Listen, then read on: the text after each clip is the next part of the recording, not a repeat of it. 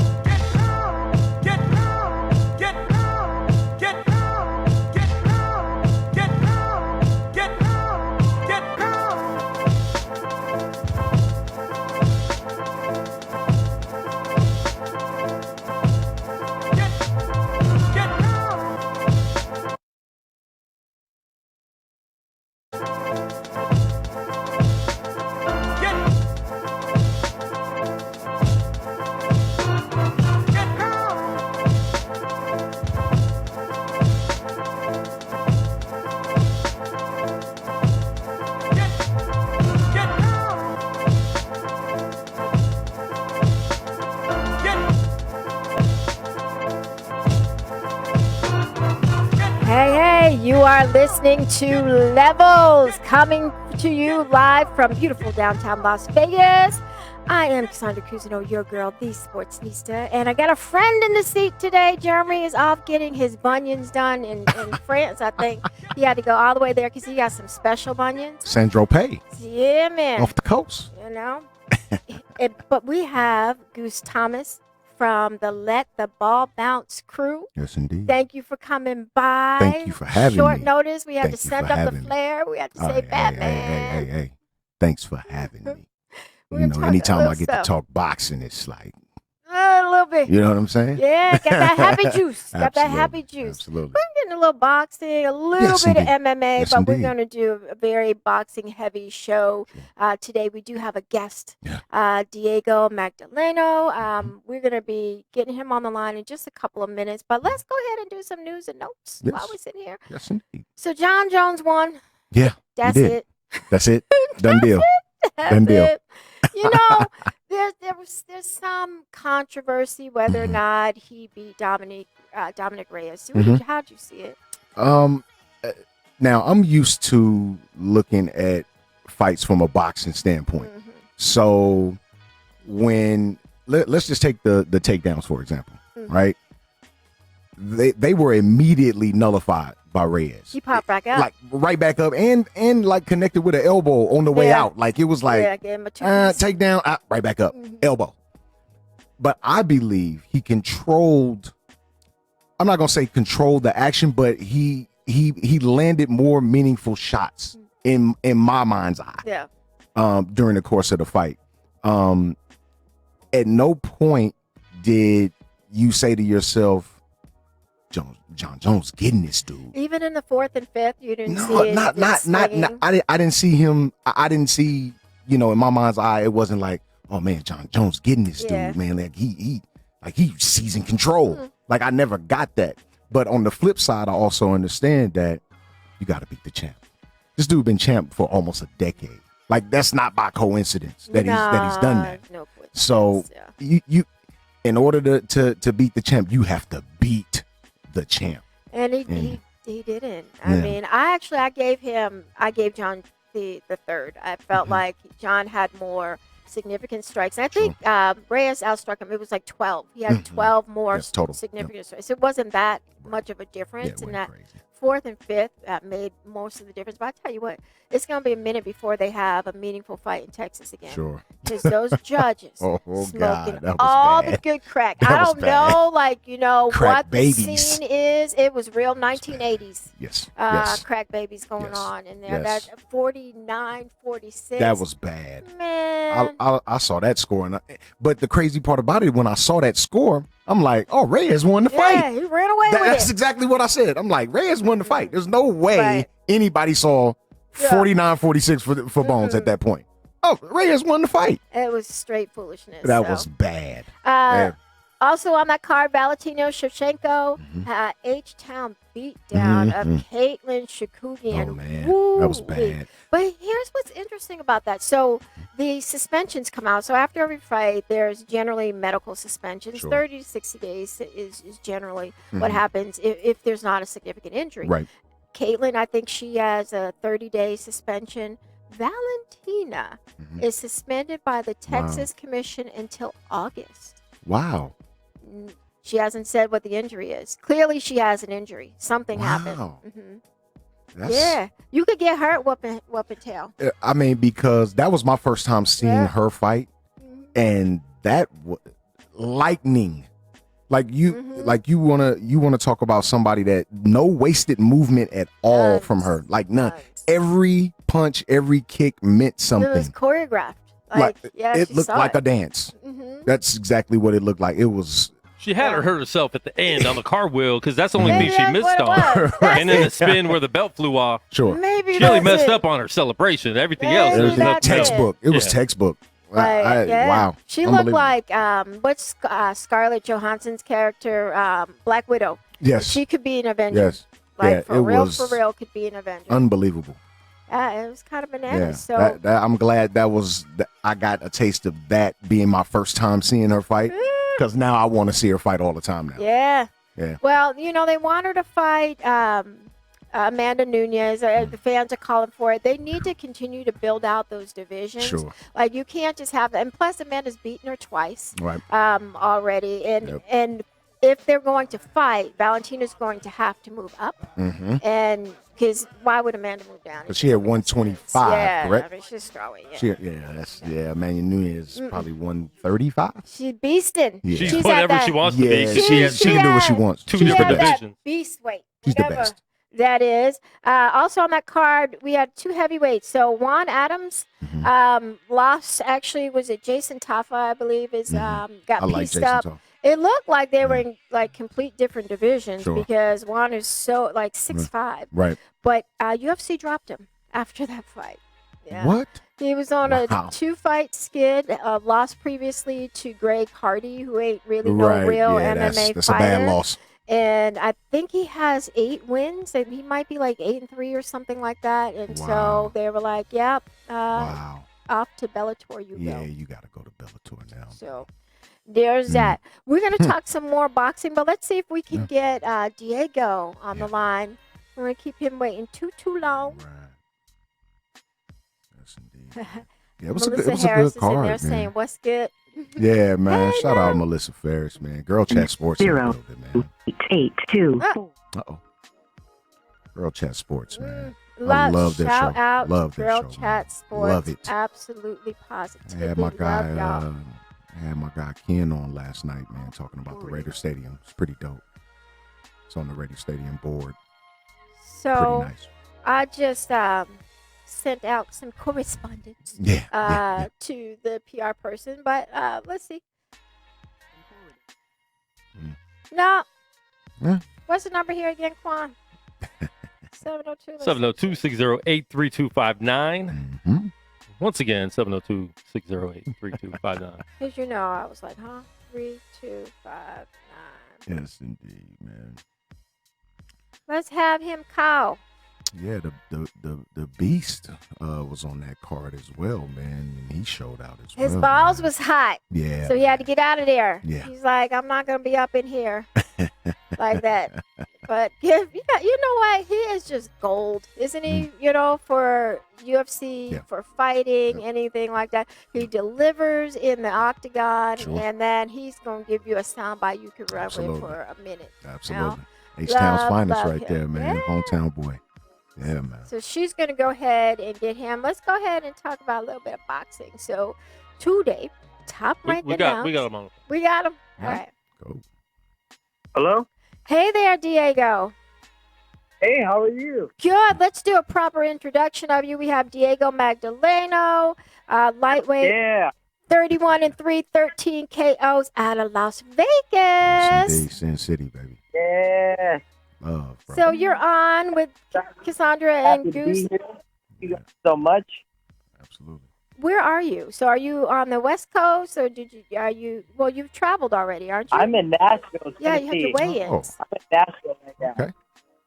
Love Nashville. And you will be, so we talked to Austin Dulé last week, actually. So you're fighting Nashville's own Austin Dulé. You open up the Fox PBC Fight Night on Fox Deportes as well on Saturday.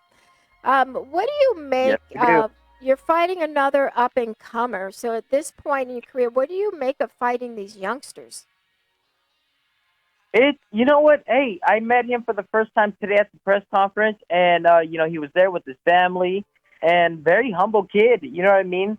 So it was cool to be, because I'm always a gentleman coming into this. It's a gentleman sport. You know what I mean? I walk in there with class, and I treat others the way they treat me, and he came off as a genuine humble guy, and that's what I like to see. All the hostleness and everything, I'm sure everyone likes to see it, but when we get into the ring, that's when, I'm going to unleash everything I can. You know what I mean? That's what we give the sport. We give it our all. And we do it when we get in the ring, and we shake hands and walk away, go back to our families. And for me, it's always been that way for me. You know what I mean? Fighting these younger guys, it's a part of boxing's history. You know what I mean? When they see one guy, on his way out, they want to put him to test him. They test him with a veteran, and I'm considered a veteran now. Yeah. I'm only 33, but I've got maybe 2-3 years that I want to continue doing this before I'm finally done with boxing. But I'm gonna give it my all. Every fight I take very serious. This training camp, like I said in the press conference, it's been a great one. I made big improvements, and just being a close friend of Bones Adams, and now him being my coach is just it's amazing. You know what I mean? It was Blair Cobbs' coach Brandon who kind of saw something in me. We met at the gym because Blair was there, and I happened to have Blair as a sparring partner. And yeah, I was going to ask if you sparred with him. You've sparred with the most exciting man in boxing. Yes, we got involved and we started working together. His coach was, had a lot of good things to say about me. So the gym environment alone has been motivating for me. It's been pushing me. It's made me very confident moving into this, getting into this fight, especially getting in there with a welterweight. You know what I mean? Blair Cobbs is on top of the world right now, and he's got his own parade when he's there in the gym. But to be able to get involved in the gym, in the ring with him, and do as well as I did, which opened the eyes of both my coaches, Brandon Christophers and Bones Adams. It's given me a lot to look forward to. You know what I mean? I'm walking around the gym, and all the guys are sitting there, they're like, "Hey, good work, champ! Good work, champ!"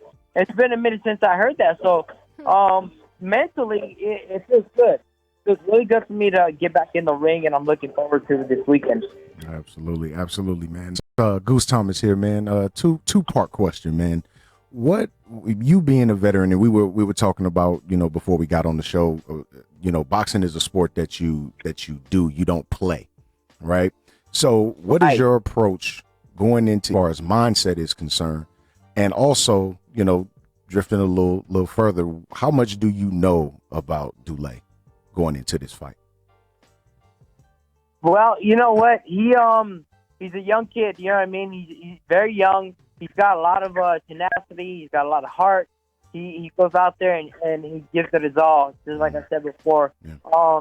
What I know about him is he is a southpaw stud, so it's going to be difficult for both of us because he and I have not met too many southpaws, and southpaw and southpaw is completely different. So, yeah, there's going to be a lot of strategy going into this fight, especially for me, since that's one thing that I've been in the ring with the southpaw before, and one of my title fights, and it was difficult. So now having another shot at it, is definitely, I feel, so much better, especially getting the sparring. You know what I mean? A natural southpaw like Blair, who is very, very strategic in there, and he's very, very complicated. And how I did, just kind of like I said, how I did with him was definitely a boost for my ego and for my knowledge in boxing. So with that, I'm very confident moving forward.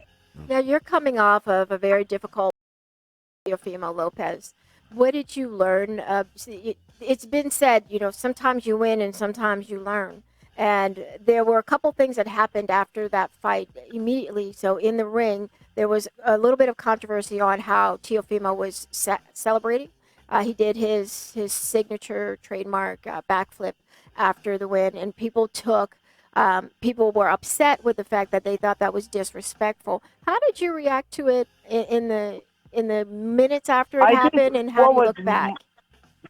Yeah, I think what was more disrespectful was everything that led up to the fight, because the dad was doing a lot of talking. Sure was. At the gym. Yes, his father was doing a lot of talking at the boxing gym where my father was training, where my father trained my nephews. And it all started then, you know what I mean? It was a lot of things that were led up to that point that were foul, and they weren't spoken about. The fact that he did the swinging, the kick thing to the head was part of the initial thing. It wasn't quite necessarily the backflip celebrating. It was a lot of things leading up to it. At the press conference, his father got kicked out because he couldn't shut his mouth. And the reason for that was his father, I was a big threat to his son's career, and his father is still living through his son. So that's where a lot of the chaos is coming from. Not necessarily Teofimo himself, but more his father was the one that was behind it all and stirring things up, and he had a big mouth because he felt I was a threat, and he was the one scared. Even though he was saying, "Diego, you're scared, you're scared." No, it was the opposite. He was scared he was afraid for his son. You have a younger brother who is in boxing, and do you look at these younger fighters and give your brother advice based off of the mistakes and maybe some of the things that they do well? So you look at Teofimo, you look at kind of that family structure. Are you able to use some of that to help your brother Jesse? I do. Everything that I've learned, everything that I've been through definitely helps my brother Jesse. He learns from it. He sits back and watches quietly. But I think all of my experiences have helped him and he's benefited from them. So it's a good thing. You know what I mean? Mm-hmm. It's my brother. You know what I mean? I'll do anything for him, and if I have to lead the way, hey, I don't mind doing it. You know what I mean? My brother is they just announced the next fight's going to be for a world title. Wow. Oh, He's wow. back in the rankings again. Wow. Yeah, so that it's good, and it brings me a lot of joy hearing that. You know what I mean? Anything to move my brothers forward, I'm all for it, and I've always been. He'll tell you, I've always been there for him 100%. The thing that I've learned from the Teofimo fight was, even before that, a fighter like me, I'm not gonna back down to anyone or to anything. Not to make excuses, you know what I mean? But I was sick in that fight, and What was wrong with you? I couldn't hold anything down. Right before the fight, I would eat anything, and it would just go right through me. And Wow. I went to the hospital. And, they gave injections, things like that. And finally, I got in the ring and I did my job because that's what I'm trained to do. My team at the time was Salas. Coach Salas he left to Japan, and he didn't come back until 2 weeks before the fight. And when he did come back, he trained Ugas for his fight. Right. Meanwhile, I was stranded halfway through camp with Coach Jorge Cabatillo, and to be honest, I respect him, but I always looked at him as an assistant coach and not as my main coach. But then again, I was already way deep into a training camp. I already had signed on the dotted line to commit to the fight. So my job as a fighter is to, do my job. I felt in that fight, my team kind of they just went, they went around they went with the flow and kind of they didn't step up when they should have. But that's all in the past now, and I got a whole new team in front of me. I got people who care for me. Bones Adams is like I said, a longtime friend, and now he's taking a position to guide me, to what he feels is the best thing for me. And like the guys he's setting up with sparring for me, he's all doing it for a reason, to kind of look out for me and see where I'm at mentally. And when he put Blair in there, I'm telling you, he was cautious, but at the same time, he was still confident that I was going to do well. And when I opened his eyes after the 6 rounds, the 8 rounds of sparring that I was doing with Blair, man, it just fired him up. And he just got off the phone with me not so long ago, and he was telling me, look, man, as soon as I'm done with Blair, as soon as we get this victory, I'm flying straight over there, and we're going to get another victory. Oh, he goes, because I've been for 2 years, this gym has been undefeated, and we're going to keep it that way. So it's all motivation for me. That's right.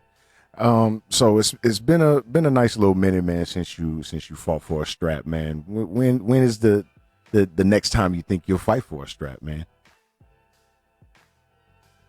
Who is that? It's Goose Thomas.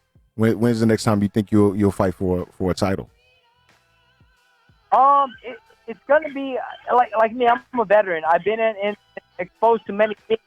I think winning a fight with Dulé this weekend will definitely open up doors for me later in the year. If there's something, an opportunity for me to get in there, and if Gervonta Davis wants to get in the ring with the southpaw before he fights Lomachenko, because I know that he's gearing for the Lomachenko fight, man, I would love to get in the ring with him and test the waters again. Interesting. Yeah, Tank is on everybody's radar, isn't he? He's probably going to have to talk to the law. In the coming month or so. So we'll see how he does. So did I read this correctly? So you actually started playing basketball before you became a boxer. And the reason why you stopped playing basketball, did you get kicked off the team for bad grades? Uh-oh. I've never played basketball. I don't know. Yeah, that's news to me. People that's funny. I've never played basketball. That's why I'm glad I asked you. I don't know. Maybe misinformation. Yeah. But I never played basketball. My height would tell you that. Yeah, no. Hey, listen. I'm 5 feet flat-footed, but I did play on that 7th and 8th grade basketball team. Yeah, come through. I got scraps.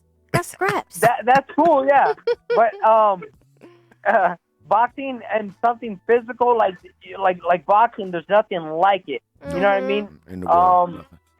And I feel that it's the sport that I personally love. I love the lifestyle of boxing that the fighters go through, the diet, the immense training, the physical aspect, the mental aspect of it. Those are things that I like, and they fit with my with the person who I am. You know what I mean?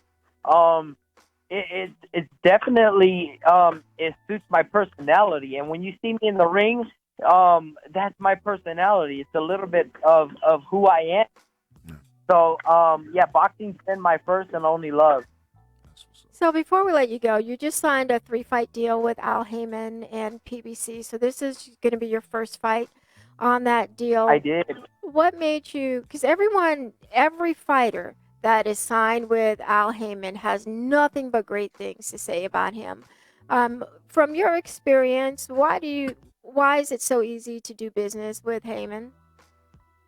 Because I spread my wings a long time ago. When I left Vegas and I went to California to go train over there with Joel Diaz, and I've enjoyed the ride. I've worked with so many people. You know what I mean? I started my career with Top Rank. After Top Rank, I decided to fight and work with Golden Boy. Yeah, and then right after that, shortly after that, I went and signed a deal with Pepe Gomez over at Cancun Boxing. Mm-hmm. And I've learned just so much. You know what I mean? I've been all over the world. Boxing's taken me beautiful places. It's taking my family beautiful places, and I enjoy that. I love to travel and I love to learn. Now I get to see another side, and fight on the east side, which I've always been, on the west side mainly, and in Mexico. So coming over here and fighting in Nashville and meeting new people, getting a taste of their culture and their history. I got a big surprise for everybody coming out to this fight in Nashville, and I hope they accept me for who I am. You know what I mean? They're gonna get a taste of who Tu Fuego is, and I have nothing but the most respect for everyone, and to work with a team like Al Heyman is for me it's a pleasure. You know what I mean? They've treated me well so far. They treated me like a man with who's been through the ropes already, and with respect, and that's cool. That shows that the amount of class they have. So much love to Al Heyman and Tom Brown. Thank you guys for this opportunity. I'm not going to let you guys down. I look forward to working with you guys, and I believe they have something for me, because they could have just offered me one fight, but they were like, you know what? Hey, let's move forward and let's really sit down and do some work with you, because they do believe in me. They really do, and that right there goes to show everyone, and myself included, that they believe in me. I haven't heard any bad words about Al Heyman personally.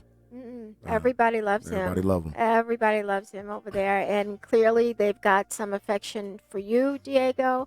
Hey, man, good luck to you. Absolutely. Really looking forward to see I'll be watching what you do, not just in this fight, but what's coming next you, and go back home to your family, have some fun after you take care of business. Yes, I will. And one thing I do want to share, most boxing fans don't know that I do real estate. I work real estate on my downtime in Las Vegas. I saw that photo on your Instagram. Did you have your son in your lap, and you were like, or you had your laptop open or something? Yeah. Exactly. Yeah, with my son on my back. Yeah, man, my son is my pride and joy, and he's what motivates me. And being a father is just I love it so much, because he's learning so much, and now he's at the age where he's just over 3 years old, and he's been a rider with me through all of this, and he looks up to me as like a superhero, and it really motivates me and to do better, and to do better for him.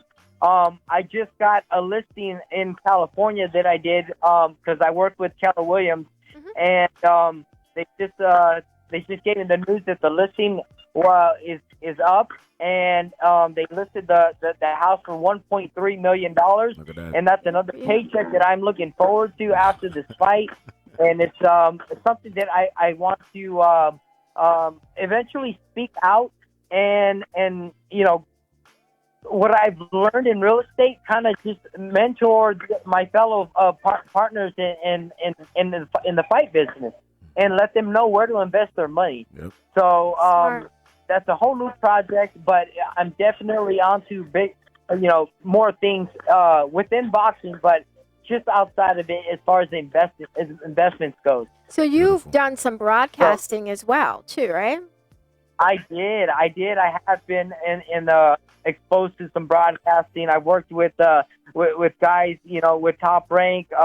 ESPN, weren't you on with Radio Raheem at some point too? I thought I saw you on something. I did. Yes, I did. That's pretty dope. Me and Radio got together, and like I said, I'm a man of many talents. You know what I mean? If there's an opportunity, winning this fight, I believe will give me an open doors to maybe sitting and working with Al Heyman. I know he's got a lot of connections. He's got a lot of pull. I like to think of myself as, a very public person, a very positive person, too. I'm good for the public eye. Just a lot of good things to have to offer. And, I'm not going to stay away from boxing. It's my love, like I said. Tomorrow is Valentine's Day, speaking of. And, a lot of good things in the future for me. So before we let you go, let folks know where they can get at you for any kind of real estate, and also what's your social media. Okay, so if you want to get at me, my email for real estate is sorry about that. I'm getting sidetracked with so many messages that are coming in as we speak. But yeah, I work for Keller Williams out of Las Vegas, Nevada. It's VGKO. It's like V as in Victor, G as in Golden Knight. Nice. Yeah, VGKO. And the reason why I did that VGKO is Vegas Knockout. Vegas Knockouts.home@gmail.com. So you can reach me at VGKO.home@gmail.com and get any information from me as far as real estate goes. If you're a fan, hey, just reach out through the email, and I'll be glad to respond and give you what I've learned over the years. Because if you can make an investment and get your 8% on every investment that you make, then you're doing good. To fuego. There it is. Thank you so much, Diego. Good luck to you. Good luck to you in we'll Nashville, be talking to you man. again. Hey, I appreciate the phone call. It was good talking to you. Anytime you guys need me, I'm always available. My doors are open to you guys. Thank you so much. Cool. Have a good one, man. Thanks, Quan. Wow. He is fired up, Yes, he right? is. Good Yes, for he is. him. Yes, he is. Levels podcast brought to you by Mossberg Injury Lawyers right here on Gorilla Cross Radio. From accidents, injuries, workers' comp, and even wrongful death, Mossberg Injury Lawyers are your #1 legal team in Nevada. Call them at 702-222-4545. Injured, let them represent you. Oh, I like to, boxing is one of the only sports where you constantly have like comeback stories. Sure. Right? This guy was in a bad way after that Teofimo fight. Yeah. People were worried about him, but he's a young old. He's 33. Yeah. And anytime, and you can ask any fighter this, not just boxers, but any fighter, anybody that's involved in combat sports, when you take a knockout loss, it's a little different than losing a decision loss where hey man, I gave it my all. I went the whole 36. Right. I lost. But when you just get tagged and it sends an embarrassment, that embarrassing feeling that comes across your body when you just like totally mess up. Yeah.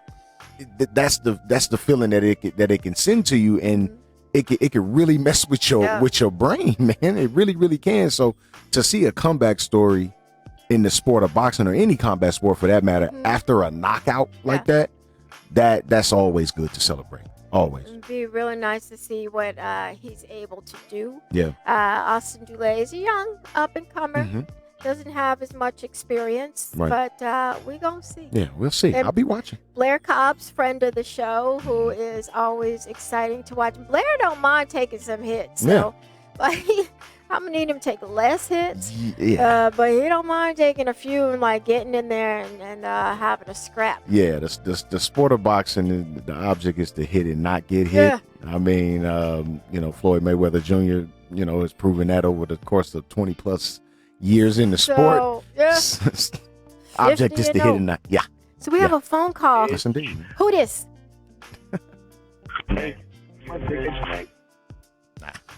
They didn't want to talk boxing. One of them. One of them. Guys. It wasn't D's, was it? It's tough. One D's be calling up in here. So today, Top Rank announced that the monster Nayo and Inoue is going to fight Joel Castanero. Tickets going on sale, I believe Saturday. For April 25th in Las Vegas. Look, they start at $25 for the monster. Where is it going to be? Where is it? It's Mandalay. Mandalay? Yeah, Okay. pretty certain Mandalay. But they're $25. Yeah, you can't beat that, man. Like, to see the monster. To see pros. Man, anyway, it's still, I mean, I had that fight with Donito as the fight of the year for Filipino 2019. Flash. Man, was that spectacular. Yeah. I love that tournament, but anyway, it's something special, man. If you can catch that dude up. Because I think maybe this is his second time in no. This is his first time in Vegas. So you wanna catch him now. I think I've seen him fight before. It was sparing. It was in spurts, but I haven't really seen a full fight of his. But what I saw, I liked from him. So yeah, we'll see. Also on the 25th, Golden Boy announced that somewhere in California, Sergey Kovalev is going to return for, wait for it, cruiserweight. For what? Why, Sergey? Like, shut it down, bro. Can you just not? It's a wrap. I think maybe Yeah. he just can't make weight. And so he's like, look, I'm just going to come in. Yeah, I'm just Humpty-Dumpty gonna on just you. gonna be lazy on y'all That's real it. quick. Get up That's to this it. good 190. Come on, bro. No, he said Jimmy Crack Corn and I don't care. Just And just this is LIG what it's it, gonna man. be. Let it go, bro. Let it go. Yeah, another Yeah. one who might have some conversations. Did with the law. that Canelo fight really do him in? Like what is your psyche after losing like that? But I just think that he is at the end of his career, just trying to collect as many Sure. checks as possible. Absolutely. He does have that case that he's going to have to deal with in the coming months. So, maybe he's just trying to stack some paper. Are we forward. seeing, and I hope to God this is not the case because Roy Jones Jr. is my favorite fighter of all time.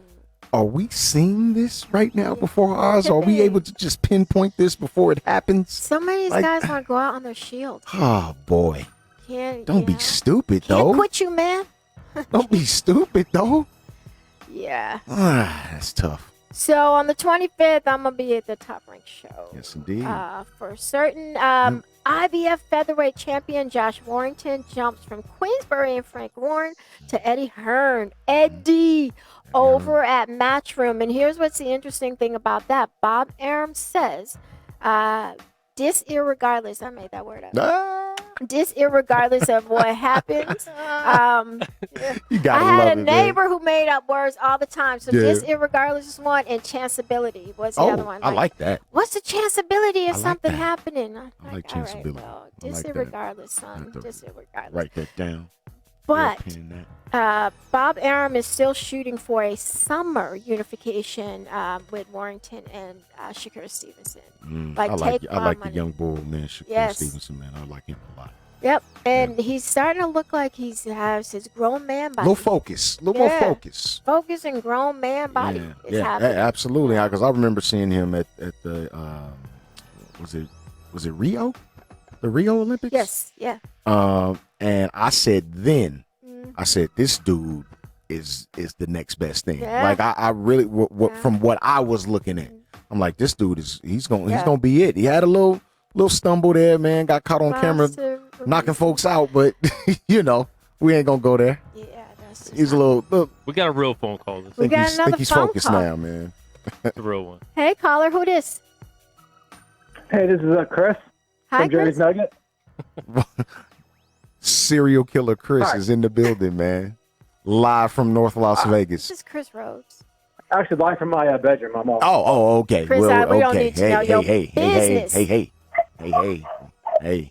When you hear my dogs in the background, they're happy to have me all here. right. Thought you took him to the book with you. But I got a couple questions, though.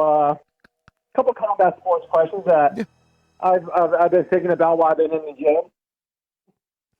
So, anyways, my first question is: more dominating, impressive, clear out the division, John Jones in his weight class, or Mighty Mouse in his? Well, who was more impressive? who was more impressive, the fighter or the division?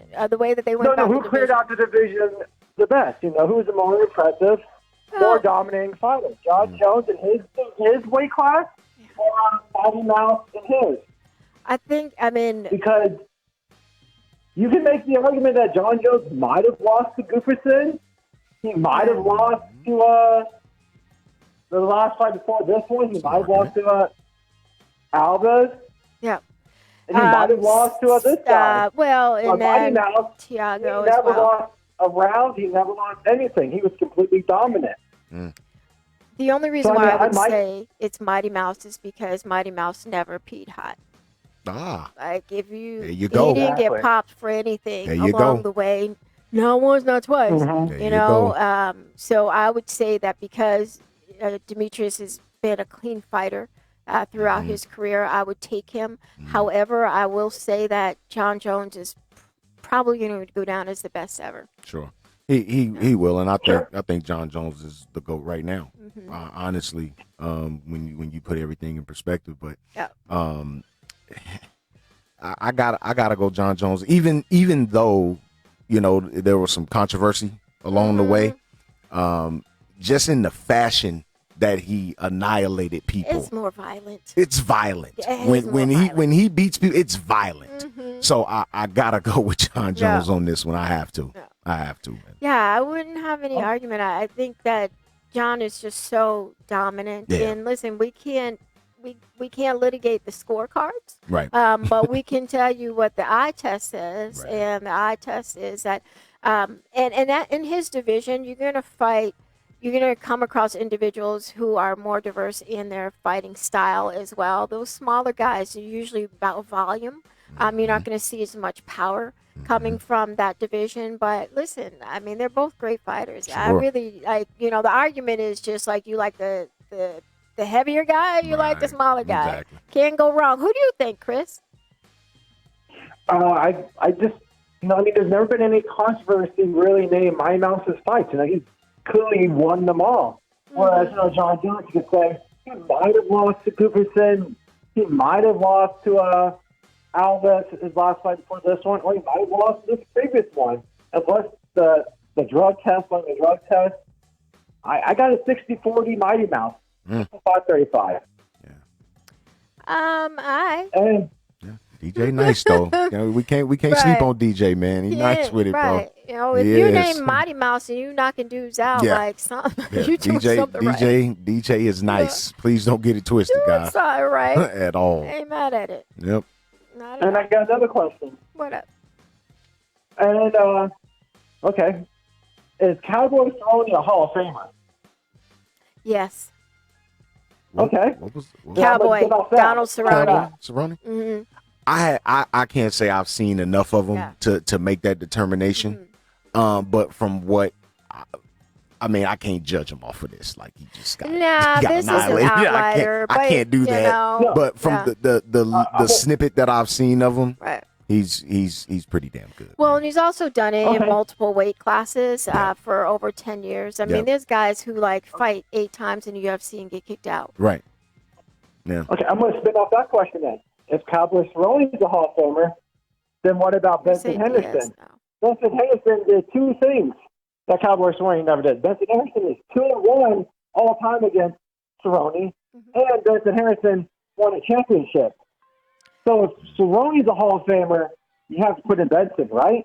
No, you don't. And I'm going to tell you why when it comes to championships in UFC, because the championships in UFC aren't done on a merit basis. It's, it is not a democracy. It's when Dana White decides who's going to get to fight for that strap. And unless you have a system where the number one challenger is always going to get that opportunity, we can't go off of whether or not he won a championship. Because at this point, you can say Jorge Masvidal is actually inching his way towards and it's the UFC Hall of Fame, and it's basically like a house full of guys that the UFC brass likes. Yeah, you have to be in with the in Dana crowd. is like Benson, I think. No, I'm I'm not saying that he does or he doesn't, but I think when it comes to UFC Hall of Fame, that the criteria can't be heavily weighted on whether or not someone won a championship strap. I mean, look at it. I mean, Nate Diaz got a custom-made belt. Yes. That could have been his. Right. But it ain't. Right. They did that for a reason. Yeah. It wasn't an accident. They selling tickets. Absolutely. I just feel like Cerrone's record. I mean, every time he fought the elite of the elite, he always lost. He has no victories on him. That's a fair argument. It's fair. I think that's going to be the conversation and about how he handled the pressure fights. And it didn't go his way. It didn't go his way. But in terms of a guy that has a resume that is, longer than this table, it's not weak. Not weak. I mean, he's fought. And here's the other thing. He didn't duck anybody. No, he fought everybody. That's something I can truly say about him. He fought everybody. He would even fight Quan. Yeah, don't let the number in the L column fool you. He fought everybody. Yeah. That's probably why he has that many in the L column, because he fought everybody. Yeah. He never said no. Okay, so we're giving it to he's never said longevity. Okay, so yeah, he's never said no. So we're giving it to him based on longevity and because he fought. Well, no, he's had enough quality wins. I think even if he walks away today, which is what I think that they want him to do. Right. Dana keeps saying, we're going to give Cowboys some time, and he's going to be one of them. Like, you're going to have to drag him out of there. Right. You're gonna have he lives to fight, man. That's just who he is, man. He lives to fight. Is what it is. Who do you want to see fight next, Chris? Who? I'm asking you. What fight you looking forward to seeing next? What's your fantasy fight, bro? What's your fantasy? Fantasy fight? Wow. Don't ask him that. No. No. What are the announced fights that you're looking forward to see next? So, I'll go say Brock and you want to see Brock and Jones? Brock and give me Brock and Cormier. Give me that. Why not? Give me Cormier's last fight. We'll make a bunch of money if he's not going to fight. We don't know if Blackleg's eye is ever going to be better. We don't know that. So if Cormier really wants to fight, then throw both of them on your Brock, and that'll be entertaining, and let Cormier go off to the sunset if he doesn't want to fight Stipe.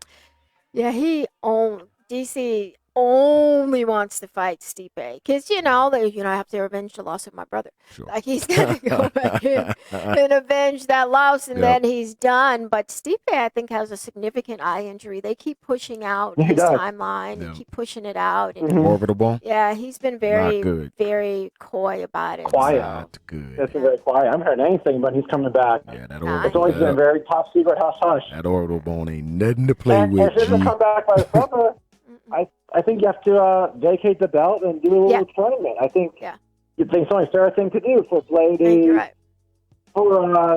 guy who knocked out Overeem the last 5 seconds of their last fight. Royce Strickland. Yeah, Virgin, whatever his name is. It's right there for the rest of the competition to get a crack at it if Stipe is not medically cleared by the end of the summer. Yeah. I think we're going to see, but you got a point. Hey, Chris, thank you for the call. Appreciate your serial thank killer. Thank you for my call. Appreciate it. All right. Peace out. Have a good night. Later. Bye. Yeah. I'm not interested in seeing anybody else from the WWE. You're not into these crossover fights? I don't like What about crossover from MMA to boxing and back and forth? Even that. Even that, it's like, what are we doing? Nothing good. Like, what's going on? It's nothing good, man. Even though what happened with Floyd and Conor, it was a spectacle. Everybody, bought into it. I went to the fight.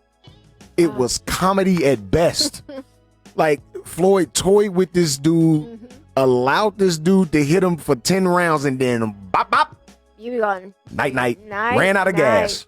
Night. And we knew that was going to happen, though. Yeah, and Floyd was smart to carry him, but you know who ain't gonna carry Conor McGregor?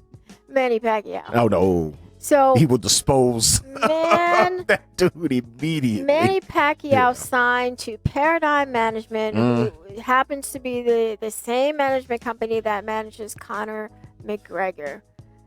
Now, Sean Gibbons has said, Manny's manager has said that he is talking with PBC about Manny's next fight. So that would lead you to believe that it's going to be boxing. Sure. His next one, more than likely Danny Garcia. Right. But what you think going to happen if Conor McGregor fights Manny Pacquiao? They'll have to drag him out. Yeah, man. They'll have to drag him out because Manny will not BS with him for 10 rounds. He's not going to carry you. He's going to knock you out clean. I remember but leading up to the Pacquiao, oh my God, how am I losing this? Thurman? No. Who did he? Keith Thurman. Keith Thurman. You did say Thurman. Leading up to that fight, it was like speculation that, Keith Thurman really, really had a chance at winning this fight. And us that take in the sport, we're like, okay, 40-year-old man, 40-year-old dude, but this Keith Thurman coming off a long layoff, we like, what can give? He hits hard. one time. Yeah, right. But people forgot Manny hits hard too. And fast. Ooh. Fast. When that first knockdown happened, the MGM Grand Garden went nuts. Right. Bananas. It was crazy. It was like a ton of bricks hitting the floor. Round. It was bad.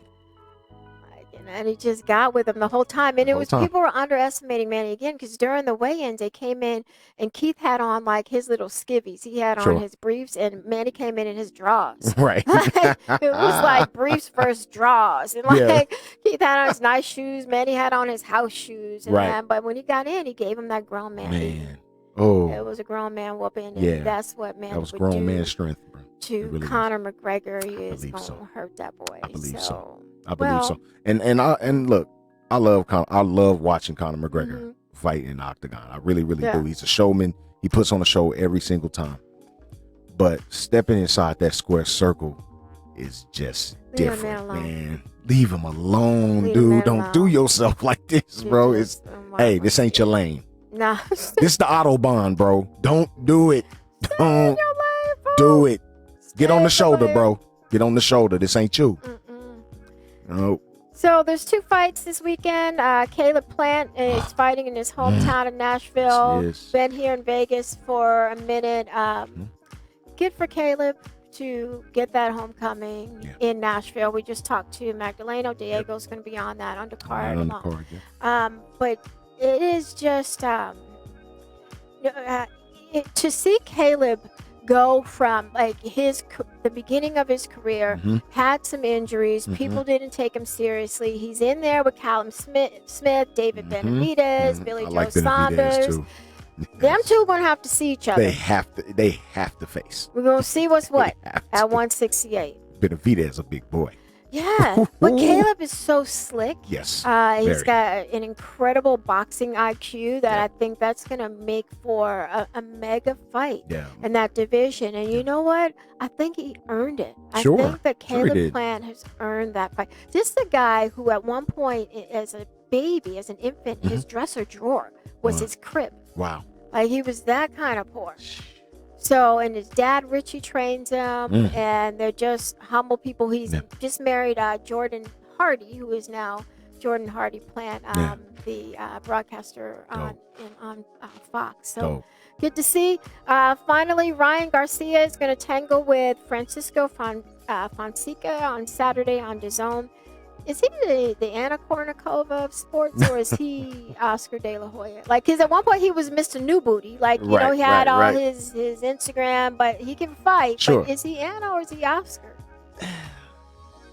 I'll go Anna until we see him in the ring this weekend. And then, like, maybe he's going to meet up with Linares afterwards. And if that happens and he comes out of that, then he is the real deal. I think you're right. I think he's got 2 more fights to prove it. So gotta prove it. Well, man, thank you. Thank you. Thanks for coming by. Thank you. Tell the folks where they can catch Let the Ball Bounce. Look, man, we all right. You go to church. Go to church. I am Cassandra Cousineau, your girl. The Sportsnista. Next week, Jeremy Long is back. Thanks again. Shout out to him Thomas. Too, man, for letting me sit in this chair for a week, man. That's cool. And our pals over at Girl Chat Sports. And thank you, Amy Green, for PR for helping us out with Diego. Quan, we out.